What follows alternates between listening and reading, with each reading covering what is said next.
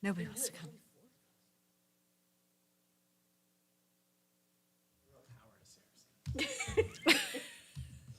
We're going to have so much fun tonight. We're going to have such a quick time Okay. tonight. Welcome to the Tuesday, April 25th, 2023 Garrison Board of Education regular business meeting and BOCES budget vote. All right, Dusty, will you do the roll, please? Jocelyn Apicello. Excused. David Gelber. Here. Courtney McCarthy. Here. Kent Schott. Here. Matthew Spicer. Excused. Sarah Tormey. Here. Pledge of Allegiance.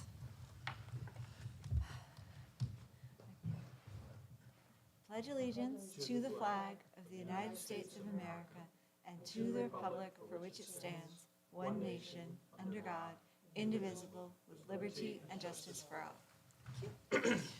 Okay.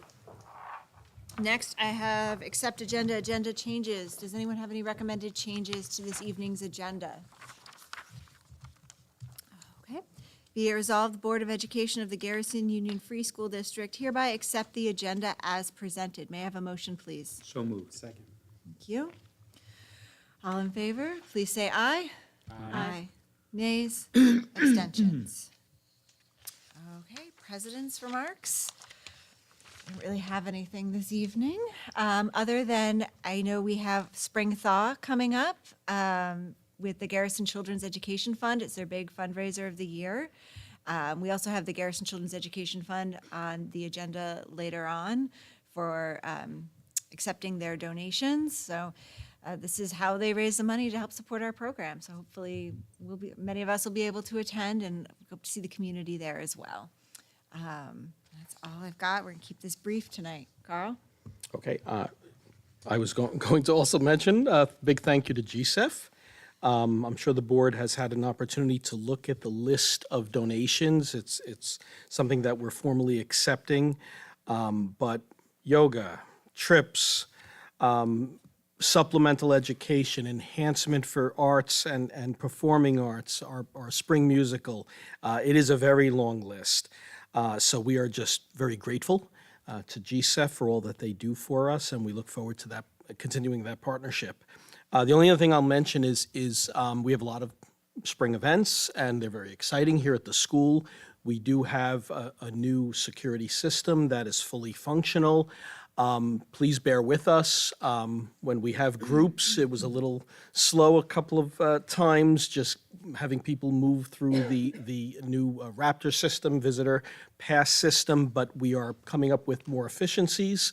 And we will make sure for upcoming events that we move people in and out. But it is important that we all follow the rules of one single point entry and exit for the building. It keeps all of our children and staff safe. So we thank you for your patience. And that's all.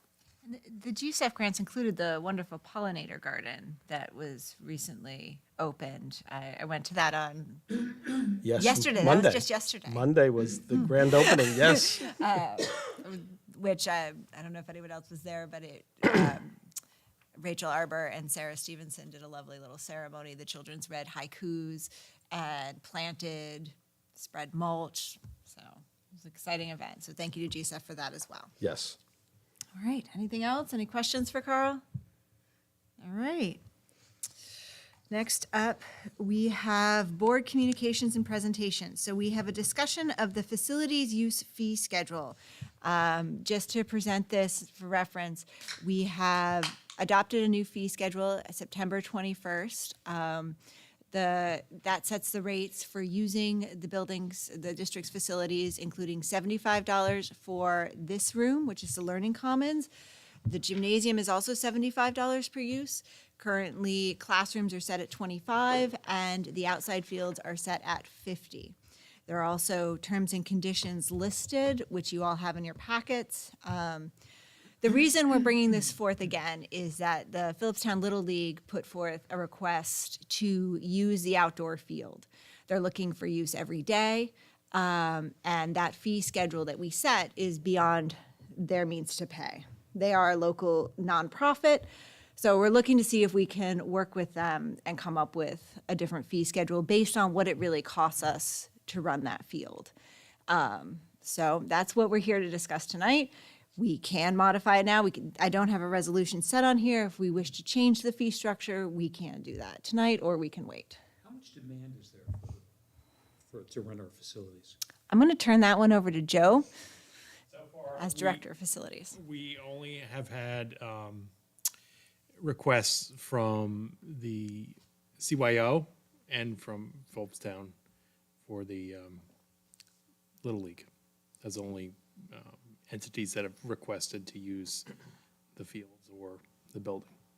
And just for clarification, CYO did rent the gym throughout the winter, and we received some good income on that. It's like Yeah. $3,000, right? Closer to 5. Closer to 5, wow. How frequently were they here?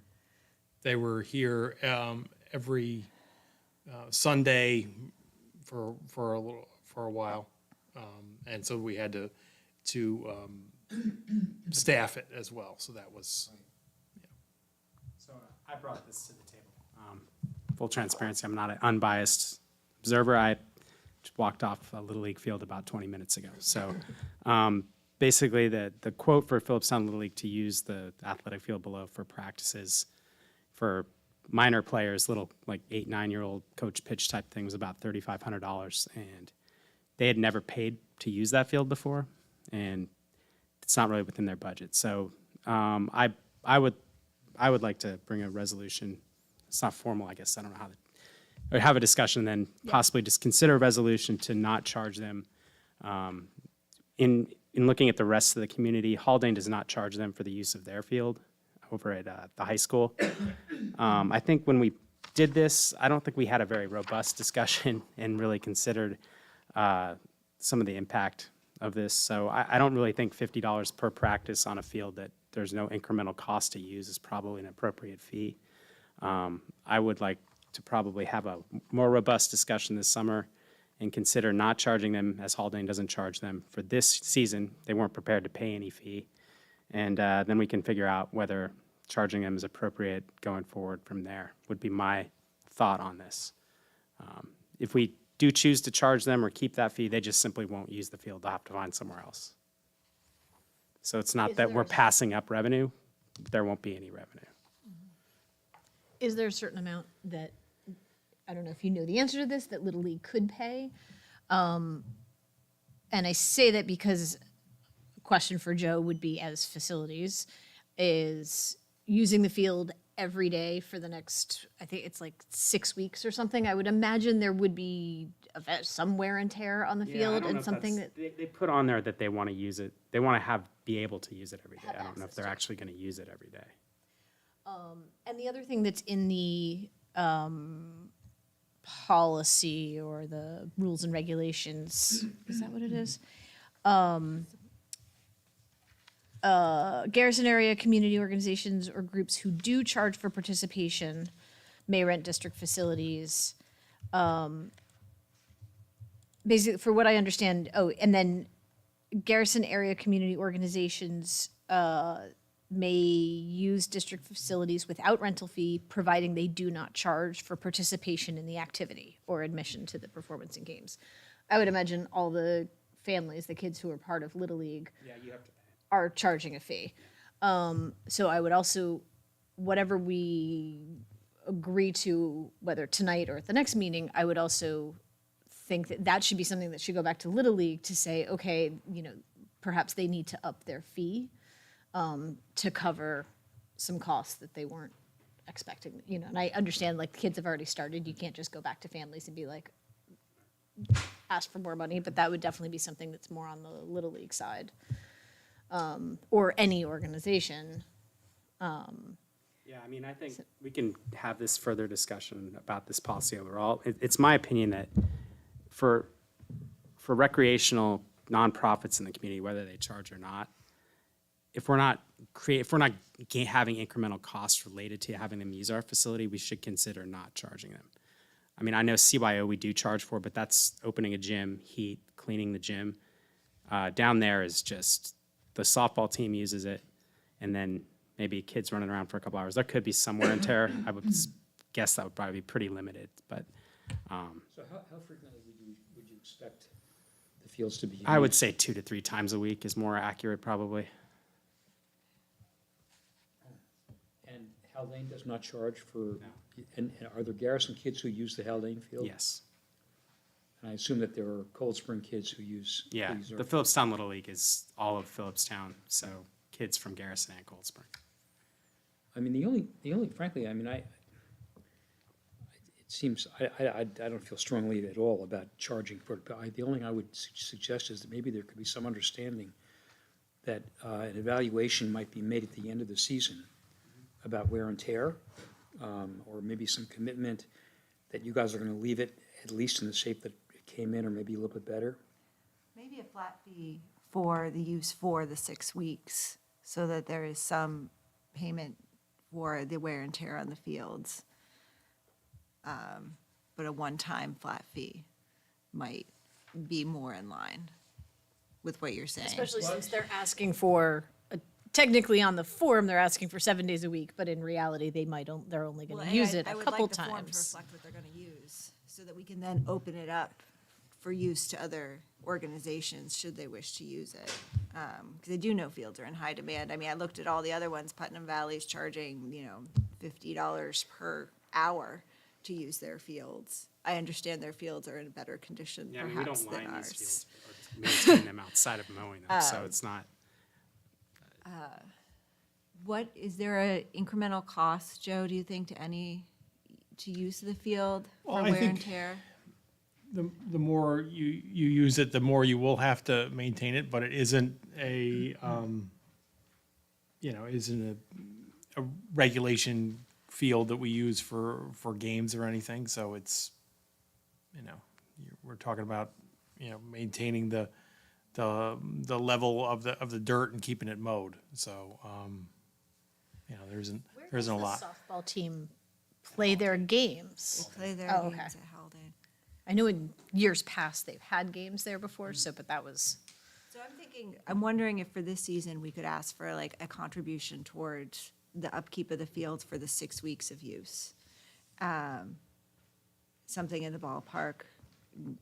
Let me know if my number, like $100, $200 is a minimal fee just for 6 weeks of use of fields. Acknowledging that, we're not in the same position that Haldane is in terms financially, in terms of preserving everything either. Would we be comfortable with that? Do we want to waive it? What are we thinking? There's only 4 of us here tonight, so we got to get an agreement if we're going to pass something. And I understand that Little League wants to get going, so I would prefer actually to try and reach an agreement with the 4 of I don't want us to punish the kids. and get them, I have a resolution we can drop on here, I don't so. want to do anything that would discourage them from using those fields. I mean, I really don't. Okay. And it seems to me that, we're kind of like all family here. I mean, it's like, I don't know that we have to be legalistic about this. I think that we would just have an understanding that if there is any kind of wear and tear to the field, or if you guys feel at the end of the season that you ought to do something to make it a little bit better than it was before you got it, or at least as good, that I would expect that you would, we're friends, we're family. I just can't see making a money demand. I mean, I can convey the expectation that you would leave it the way you found it or better. That's all. I don't have any reason to believe they wouldn't, honestly. It's not, they're not playing games there, really. It's just little kids running around, probably not with cleats even, so, yeah. I would side with David, but again, I'm not an unbiased observer here. I could go either way. I think we certainly, after all of our budget conversations, we've certainly made the point that revenue certainly helps, but $100 is not going to. Joe, is $100 going to change the future of the school? But I think it also, I'm sorry. No, go ahead. It sets why don't we just have an understanding among this broad community, family, whatever, that if there are any problems with it, you're going to take care of it. That's all I need.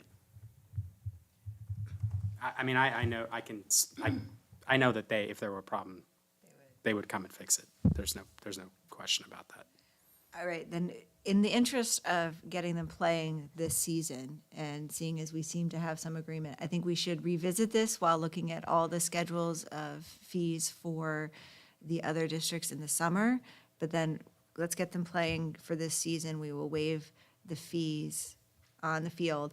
I would feel more comfortable if we do this in a way where we waive the fees for organizations in which, 50% or more are Garrison kids. I know that there's entire teams that are Garrison kids in this Little League right now. So it really is the kids. That's just so that if another school district or organization were to come in and be like, well, your fields are free, we make it so that it's a clear line in the sand that's really just for the organizations that our kids are a part of.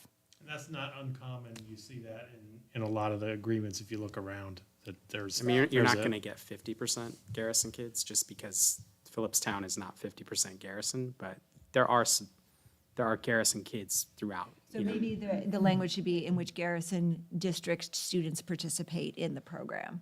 Like Just- when they play when they advance to the Little League World Series, they have to go to school at Garrison or Cold Spring or have some kind of other so. Yeah. I know Carl he has to sign the forms for these kids, and so it's definitely, there's documentation. So that would be the only stipulation, it's just so, because the field use policy, when we put it out there, is if we put it out as it's zero, then anyone can come and ask for it for nothing. So it really should be marked out as just for our kids. Agreed. I think that makes a lot of Is there sense. any reason to believe that other communities would want to use that field? No, but that I there'd be other have been requests? hearing that fields are in high demand in other areas around here.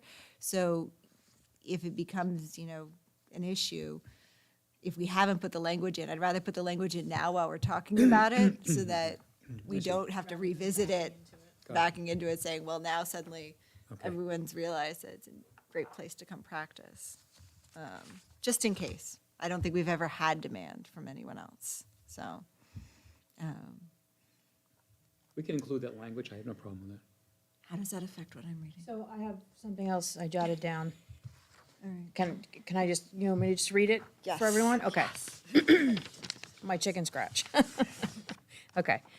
Be it resolved that the Board of Education of the Garrison Union Free School District does hereby waive the facilities use fee for the spring 2023 season for the Phillipstown Little League organization.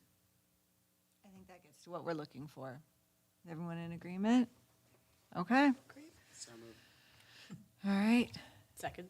okay. All in favor, please say aye. Aye. Aye. Nays, abstentions.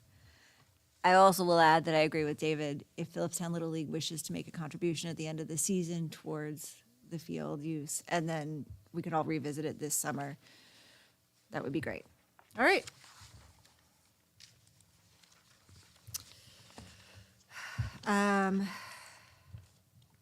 Next up, I have discuss and designate the NYSSBA liaison.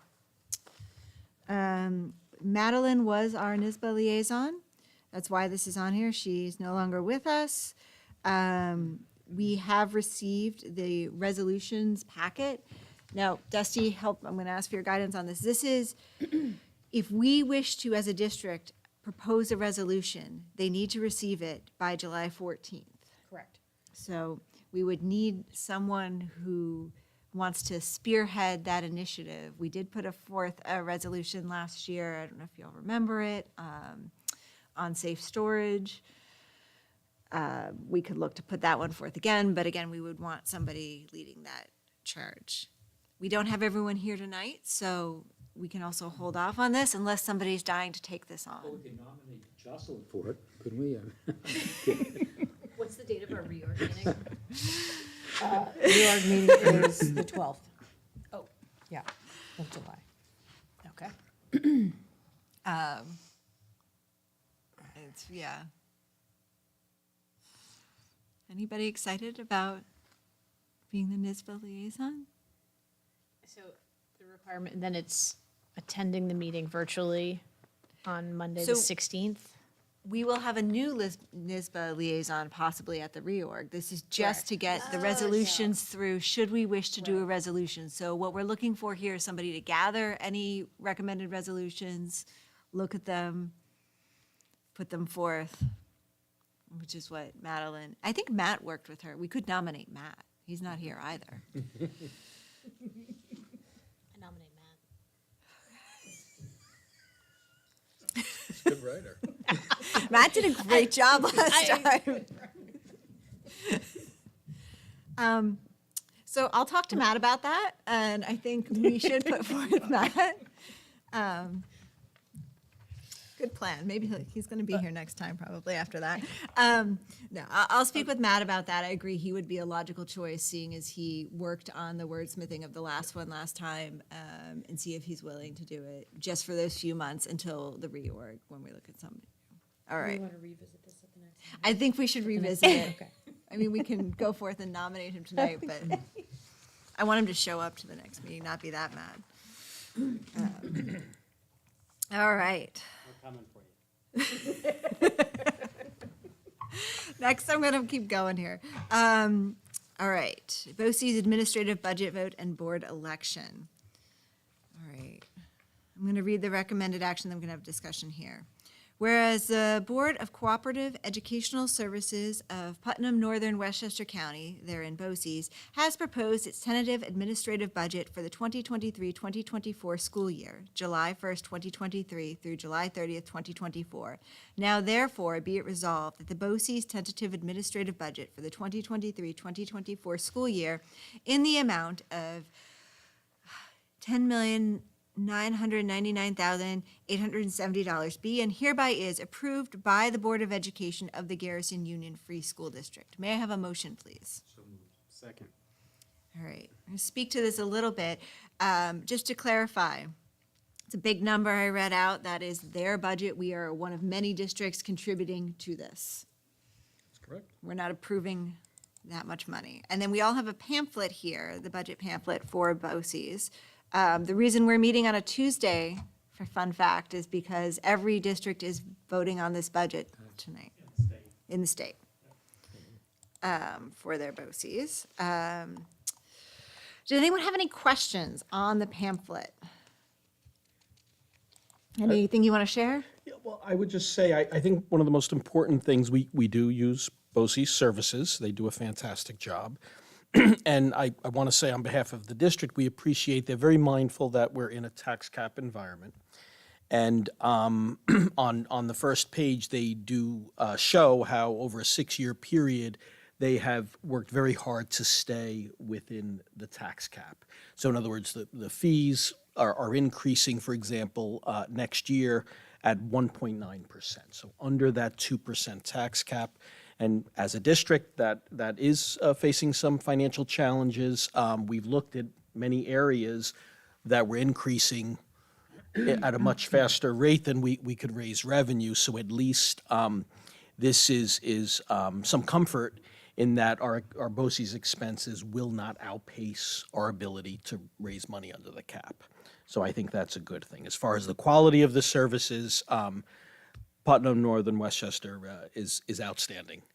We access them for so many things, and especially being a smaller district, whether it's professional development, administrative supports, special education programs. I mean, there's a wide range of things, but they are invaluable to us. I'm just curious to know, this year, what's been the major contribution of Putnam Northern Westchester BOCES to our functioning? Joe, can you speak a little bit to some of the areas that where we basically spend the most in services? Well, I think one of the special education services is big. We do use a lot of their behavior services and stuff that's through special education. We do use the health and safety. We use we use a lot of our technical software and things. It comes from either this BOCES or Southern Westchester BOCES through the RIC. So there's a number of things that we use from the BOCES, from the professional development through basically everything we do has some piece of it. And the biggest benefit is that we get the percentage 30% back, back, 30+% back on everything. So like when we did the remote learning, we did that through BOCES in order to get the kickback at the end, which is very helpful. And when they buy, I know this came up when we were talking about software, when they buy the software, they get a better rate because they're buying for so many districts than we could get if we went out as one individual little district and said, we want to buy this. Right, and the other thing that it does for us is by participating in a BOCES that fits in all of our purchasing requirements. So BOCES, if you buy services from BOCES, they're exempt from bidding and all those things because that's done within BOCES. So, it's very helpful. So, does anyone have any further questions? vote these budgets down? I would hope not, but I was I just don't curious. know. like, I haven't is watched, this- is I haven't this watched practice closely just enough. a formality of kind of like a procedural? Yeah, not in my experience. It's possible that that's happened. You probably, if anything, people objecting to costs that, we're outpacing their budgets. But again, we're very fortunate that they've really maintained cost control. I think ours in particular has done that. I know across the river, they've seen some increases in their BOCES costs comparatively to ours. But if you're volunteer, you can go watch all the other meetings for tonight and see, and let me know. I mean, it could be fun. I'll take that under advisement. Any other questions on this?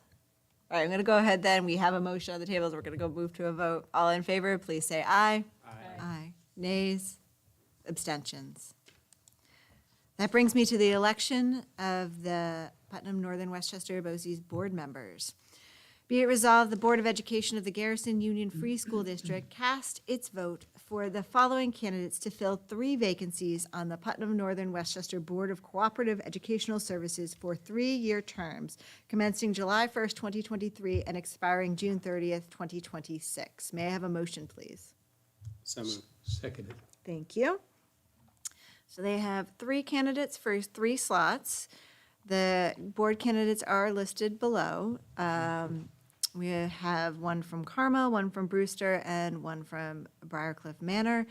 You have their bios and resumes all listed in the packet. If you have any questions. Only a question similar to what Kent just asked about the budget is if, I always remember voting for the same number of candidates as there are vacancies. How do they narrow it down? What if there were 4 candidates for 3 vacancies? My sense from the emails I've seen is that, and correct me if I'm wrong, but this is all a service these board members are electing to do in addition to their board service. So it's. There aren't always- These are your Uber Got it. volunteers, and they're lucky they found 3 who are this committed to board service, similar to, Garrison School Board? yeah. Yeah. It's, they're just individuals who are very committed to school boards and willing to put in a lot of time. A lot of these members, based on the resumes, have extensive experience and have done this before. Yeah. So. Unless anyone has, Comrade Stalin would be very proud that we're following his non-competitive election procedures. all right, on that note, let's move to a vote. All in favor, please say aye. Aye. Nays? Abstentions? Brings me to public comment. Public comment is intended for members of the community to speak openly and voice concerns in accordance with Policy 1510 of the Garrison Union Free School District. Any person wishing to speak shall comply with all provisions of this policy. Comments about specific school personnel or individual students is a violation of board policy. Concerns regarding students or personnel should be discussed privately with the superintendent or appropriate administrator. Comments should be limited to 3 minutes, and speakers are asked to conduct themselves in a respectful manner. The board will listen to comments but will not engage in dialogue. Any necessary follow-up will be noted and provided through the appropriate channel. Members of the public wishing to comment during board meetings are asked to place their name and town of residence on the sign-in sheet. Commenters will be invited to the podium to address the board.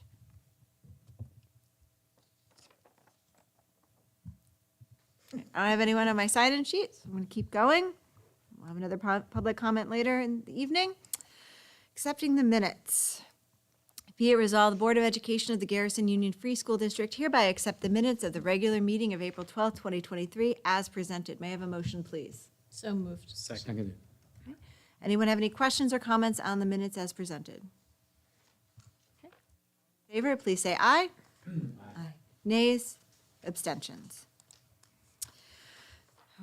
Okay, next we have accept treasurer's report and claim audit report. Be it resolved, the Board of Education of the Garrison Union Free School District hereby accepts the treasurer's report for March 2023 and the claims audit report for March 2023 as presented. May I have a motion, please? So moved. Do you have any questions on the treasurer's report or the claims audit report?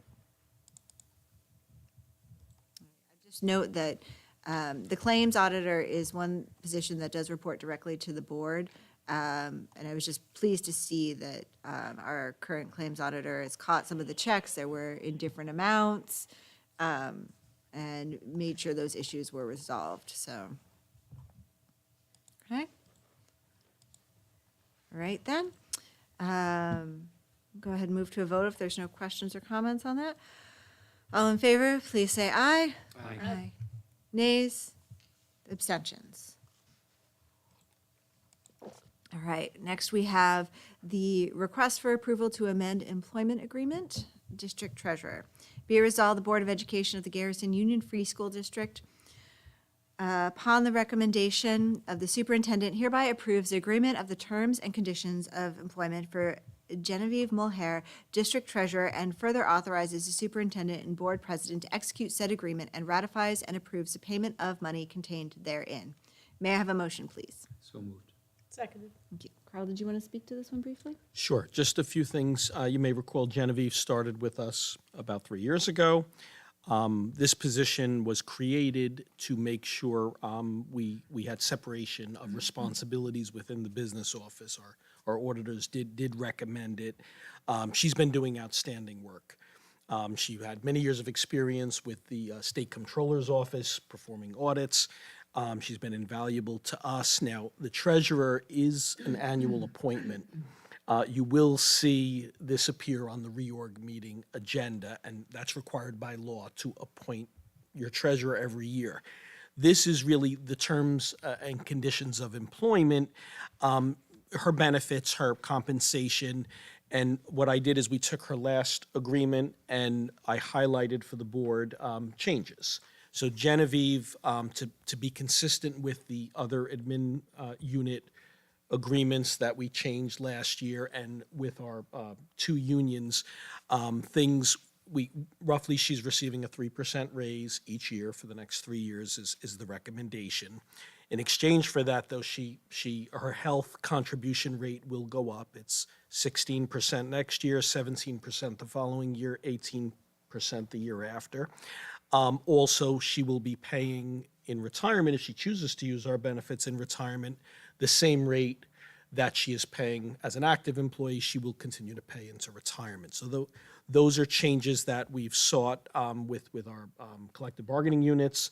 Our admin team has already agreed to this. This is consistent with the rest of the district. And again, her work is very, very high quality. And Joe, if Joe works directly with Genevieve, do you want to add anything? She's a excellent addition to the office, and it really does work correctly and well with the three people that are in it. And this agreement does include a buyout, should she choose to take that instead of our health insurance as well. It does, yes, to incentivize if you have the ability to, for example, be on your spouse's insurance. And that does save the district quite a bit of money. Any questions for Carl or Joe on the agreement as presented? Okay. I already did a motion, right? Okay, all in favor, please say aye. Aye. Nays, abstentions. Moving on to new business. We take these ones individually, right? I did in Yeah. that way, but Okay. First up, we have the approval of Health and Welfare Services, Kingston City School District. Be it resolved, the Board of Education of the Garrison Union Free School District hereby approves the contract for health and welfare services with the Kingston City School District for the 2022-2023 school year for one student for an amount totaling $1,300. May I have a motion, please? So moved. seconded. Okay. And these are any student who attends school in that district, whether it be a private school, we have an obligation under law to pay a contribution to the health and welfare services. And we typically always get these in the spring. Correct? We get them whenever the business office of whichever school gets their act together and sends them to us. Great. All right. Just out of curiosity, these only if they attend school in New York State? That's all I've personally ever seen. If a student goes to boarding school in Connecticut, we don't get a bill for that, right? I don't believe so, I've no. never seen one. I believe it's only New York State, Ken. Yeah, and essentially with every one of these, there's a calculation as to how they figure out what that cost is, and it has to do with the number of students and their total cost of health services. And they're obligated then to take care of a student at an independent school if they fall ill, is that basically it? Well, yeah, and they take care of making sure you have your annual physicals and shots, and all that stuff is done by the health office of the Okay. other school, of the public school. Any other questions? Okay. All in favor, please say aye. Aye. Nays, abstentions. Next, we have the approval of Health and Welfare Services, Lakeland Central School District. Be it resolved, the Board of Education of the Garrison Union Free School District hereby approves the contract for health and welfare services with the Lakeland Central School District for the 2022-2023 school year for one student for an amount totaling $1,509.04. May I have a motion, please? So moved. Second. Any questions on this one? Okay, all in favor, please say aye. Aye. Nays, abstentions. Next, we have a request for approval to accept grant awards from the Garrison Children's Education Fund. Be it resolved, the Board of Education of the Garrison Union Free School District, upon the recommendation of the superintendent, does hereby accept grants provided by the Garrison Children's Education Fund, GCEF, for the spring of 2023 for an amount totaling $33,348 as presented, and be it further resolved that the general fund budget be amended to reflect the donation for the funds to be used for the purpose set forth in the grants, and further, the district clerk is directed to send a letter of thanks to GCEF on behalf of the Board of Education for their award of grants. May I have a motion, please? So moved. Seconded. Awesome. And Joe, just before we move to a vote on this, what happens, these are programs that we did not budget for, that either teachers, community members wrote a grant in collaboration with the district, it was approved, GCEF funded it, and so our budget increases by that amount. It doesn't impact the taxpayers at all, the children get the programs. Yeah, and this is the best way of recognizing it, for one. It gives us an opportunity to publicly thank them, but it also, it's very clear on the books as to where the money is and what it's used for. Okay, There's a pretty big list. it's a huge list.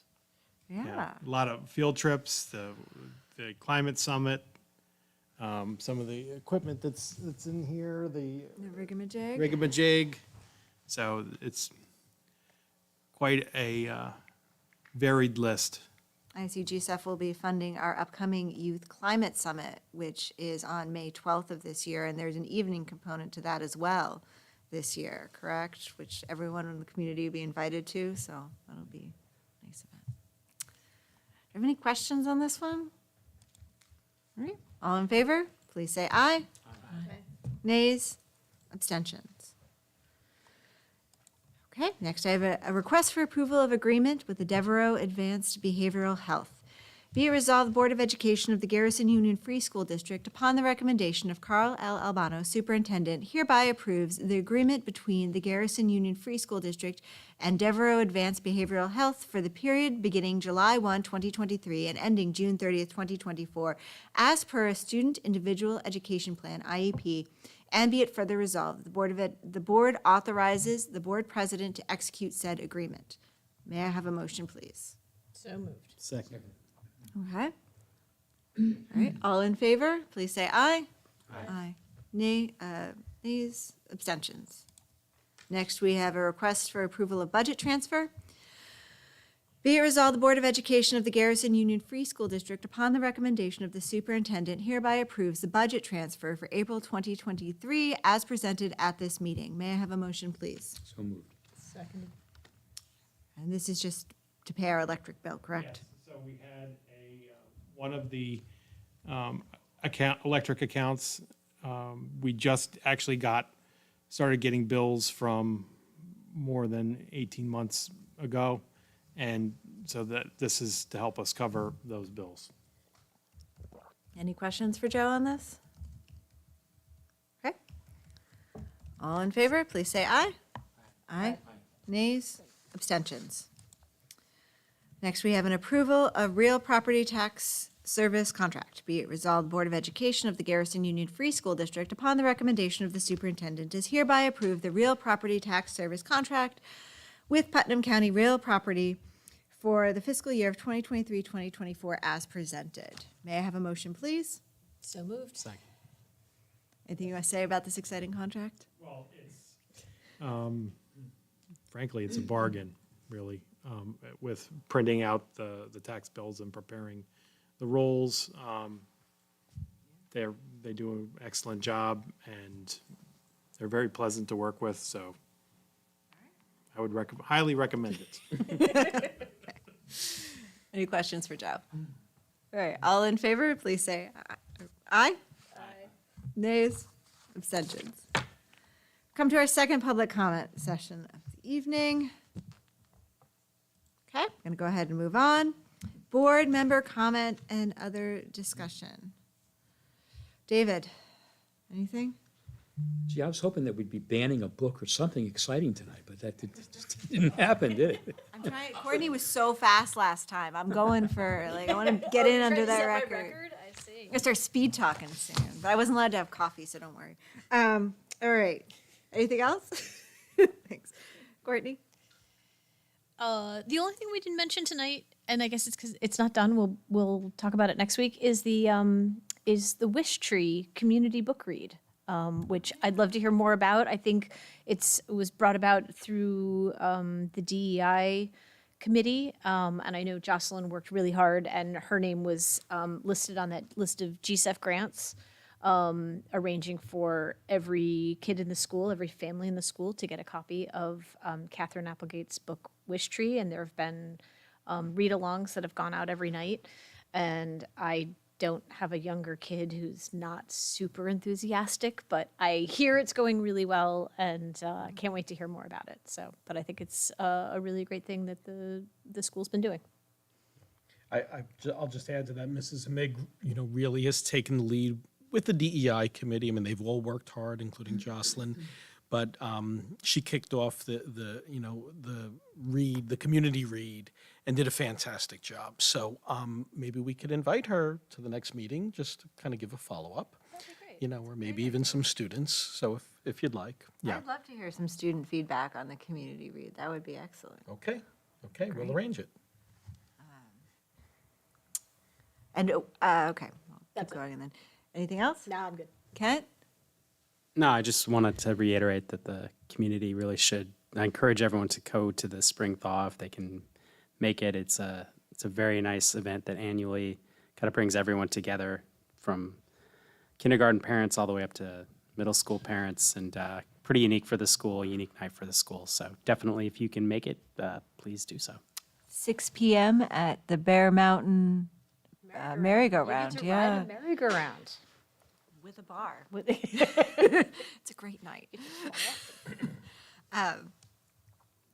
Okay. I will just add, in response also to the Wish Tree thing, that we had talked about possibly having students come to talk about their civics projects as well, because I know we are making progress with the Seal of Civics Civic Readiness Readiness, projects. And those of you 8th graders will know more about this.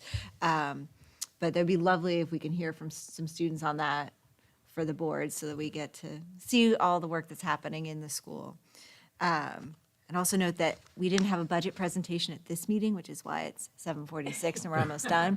But we will have the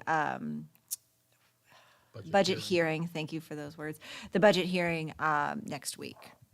we welcome any and all people to attend in the community. Is that the same rules as a usual meeting where there's not back and forth? Or? So during a hearing, there is back and forth, so we can open it up for dialogue. We can answer questions, which can be more helpful to people if they have any. The budget, however, the board has adopted and is locked, so New York State does set the date for the budget hearing at a point in which we have adopted the budget, so it won't change. But it is an opportunity if community members want to have a more robust discussion rather than just speaking their opinion, there is an opportunity there to do that. Yes. Yeah, but Joe does need to, he's required to cover certain financial aspects of the budget, so that'll be done, but of course, yeah, we could engage with the public more, so it's a good opportunity. All right, that's all I have. Sarah, could I just mention too, a reminder, we have set our dates for voter registration for May 1st and 2nd. Now, to register to vote, do they need to come here, and what do they need to bring with them should they wish to register to vote? If they're going to do personal registration here at the district and they're not already registered through the county, they can also register through the county, and then they're automatically registered to vote for the school budget and any board elections. But for here, they'll need to just bring a proof of residency and their ID. And So we'll like get them a registered. electric bill or a lease, rental agreement, and their ID. Yes. And they can always call you and ask if they're registered, right? Yes. Okay, great. All right, next, we're going to move on to executive session. Be it resolved, the Board of Education of the Garrison Union Free School District hereby enters into executive session for the purpose of receiving legal counsel. May I have a motion, please? So moved. Second. All right, all in favor, please say aye. Nays, abstentions. You win. Really? Set the new record. We will adjourn executive session. We will adjourn.